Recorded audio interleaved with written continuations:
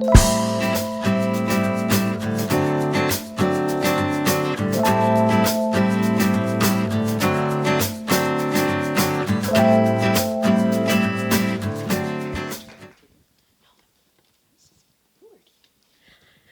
Hi, everyone. I'm Dill. Thanks for that. I felt it was a bit wordy. I should have maybe edited that a bit. But it's great to be here. I wanted to actually start by asking who here felt like they were entrepreneurs, but I guess we did that. And half the room said they felt like entrepreneurs, which is awesome. I'll tell you something, that the word entrepreneurship is actually from the French language, and its literal meaning is to be an undertaker. So I don't know if you know what that means, but yeah, the people that work in the crematoriums and cemeteries, but that's its literal meaning. But I personally myself didn't actually feel like I was an entrepreneur. I never felt that up until recently. So having a background in biotech and working as operator, supporting other founders, I just didn't see that as a label that I could put on myself. It was just something that just was like, no, that can't be me. And also, it was because of a lack of having role models in the space, and you wouldn't see a lot of people that look like me who are entrepreneurs in tech. It's just a very small amount of us. But that all changed over a period of time.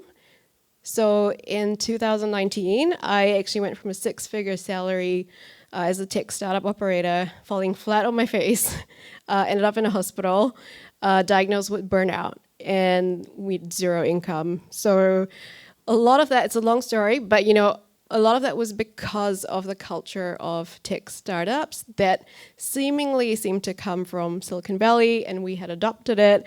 And the hustle and toxicity was actually not so good for people who live and breathe in tech startup world, the humans that involved, especially women, and more so communities that are marginalized. So I felt like that system didn't work for me, and so that really was when I decided I'm going to change the system. I don't really care. And I sort of stepped into the world of entrepreneurship, and I was like, yep, I'm going to breathe into this and take my power back. So what is entrepreneurship? And there's a lot of ways to define it. And I think that in my mind, it's people who are risk takers, people who create something from nothing and create something for the future based on what they have today. And I think that takes a lot of courage, because it is obviously probably the hardest job in the world. Cool. So when it comes to entrepreneurship, there are lots of sort of stories, and you'll hear a lot of them tonight. There's a lot of ways you can learn it, because I believe that entrepreneurship is taught, and you can definitely go online and learn it from Stanford Entrepreneurship School, and you can apply those things. But I want to today talk about the one thing that I felt isn't talked about enough, and is the thing that I learned the hard way, which is founder well-being, resilience, and ultimately, in another word or way of saying it, internal locus of control. So what the heck is an internal locus of control? An internal locus of control is actually defined as one's degree or ability to feel like they are in control of their life and the circumstances around it.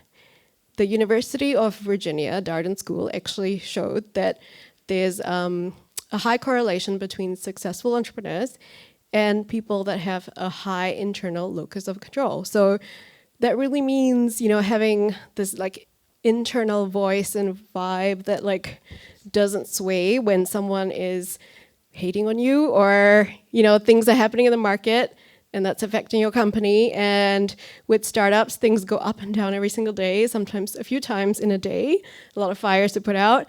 But you go home at night and you feel okay. And that's really hard to achieve. I can't say I have, but to do that, it's just like a muscle. Just, you got to train it and work on it and grow it over time. So that's something I think is very important, because with that, I think it's very important to realize that failure of a startup or a venture or any experiments you do in the startup does not equal failure of the individual. And hopefully that means that more people will realize that they can jump into entrepreneurship, because I do feel we need more people to join the space. So before I leave, I just thought I'd actually leave you with more questions that maybe you could ponder on, because everyone has a story and everyone has a unique gift that we can actually use to create value intentionally and choose to do that through entrepreneurship. So the three questions I guess I have is, one, where do you get your energy from? What like really empowers you? Two is sort of, let me just make sure I have that right.